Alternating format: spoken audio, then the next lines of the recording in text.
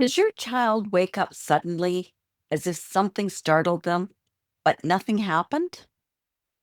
This is one of the most common night wakings in autistic kids, and it's sensory.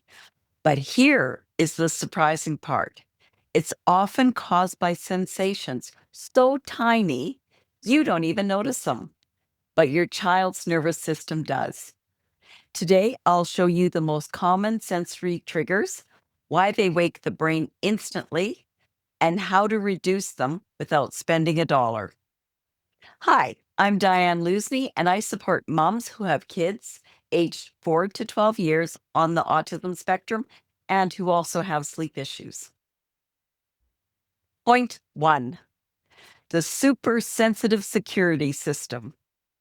To help you relate and remember the concept, picture a James Bond type villain lair. It has sensors to track anyone trying to enter, whether it's from air or water or ground, or through the laundry services or the food services, or wherever.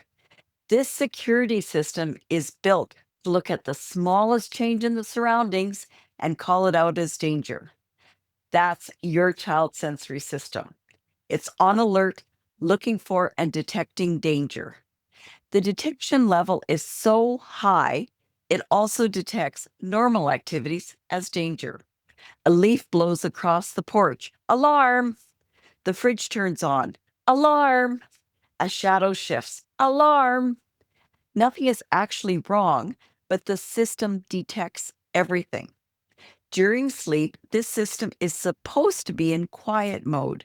For kids with autism, it often doesn't switch.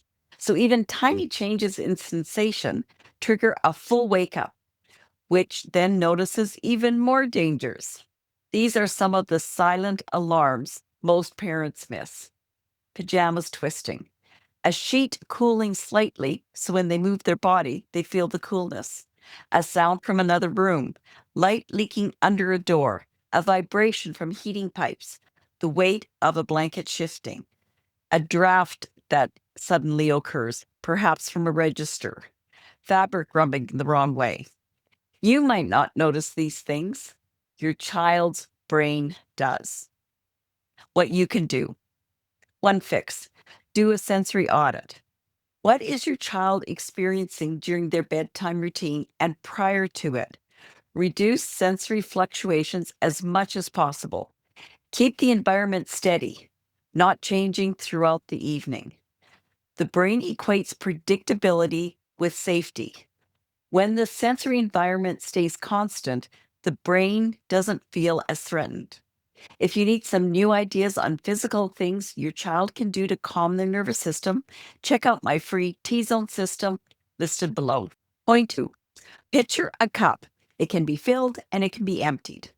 Think of your child's brain like a cup that sensory inputs can add to and regulation takes sips out of. Every sensation adds a drop, a dribble, or a pour. Throughout the day, drips and pours and dribbles can be added. Some days, the cup is only half full by bedtime. Other days, by bedtime, the cup is overflowing. When their sensory cup is full, even the smallest sensation at night spills over into wake up. What fills the cup?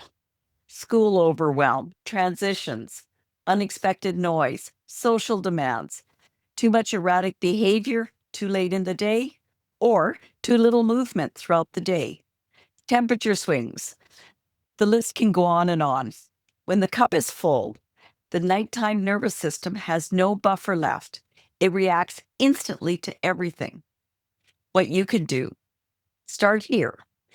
Build a predictable regulating wind down routine before the bedtime routine even begins. Add slow rhythmic heavy work, pushing, pulling, carrying, and or add more movement during the day. This helps drain the sensory cup before bed. Then reduce sensory clutter in the bedroom. Choose fewer sensory tools, not more. Give the brain fewer things to track. But the wind down is key.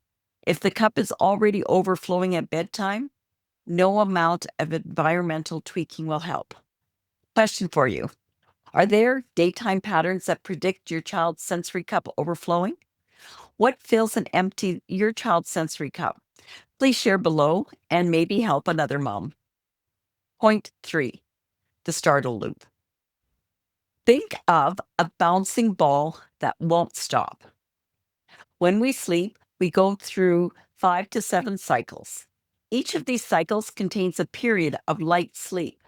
Some kids fall asleep, hit a light sleep stage, and one small sensation bounces them awake. Then this pattern repeats. Another bounce. As soon as they fall asleep again, bounce. This loop happens when the senses stay on duty, when the body didn't fully downshift before bed, when melatonin is low, when bedtime was too stimulating, when the bedroom environment keeps shifting, or when the brain isn't getting enough grounding input. This isn't a behavioral issue. It's a nervous system stuck in alert mode. The startle loop is exhausting for them and for you, but it's also fixable once you understand what's keeping the system activated. What you can do. The most important thing, give the senses clear off duty messages earlier in the evening. Create a pre bedtime routine with the focus on reducing the intensity of sensory input, doing some slow regulation, and teaching the predictable pattern that lets the body know calm is coming. Some examples: not using bright overhead lights if possible, turning down the volume of screen time, adding a light scent to a room to build the association that wind down time is coming. But don't go overboard. Only do slight changes and not too many at one time so your child's sensory system doesn't go into overdrive because of the number of sensory changes that you're trying to implement to reduce the sensory changes. Even 15 to 30 minutes of a pre bedtime routine can, over time, signal the upcoming transition to sleep. Now you know the signs of sensory night wakings, the sudden jolts, the tiny triggers, the overfilled cup, and the startle loop. But here's where parents can get stuck. You prep the child and you fix the sensory environment, and still your child wakes up at the exact same time every night. What the heck? That's a hint that it's not sensory, that it could be biological. In the next video, we'll look at biological and brain-based night wakings, the patterns, and what you can do to encourage a better quality and quantity of sleep for your child. See you there.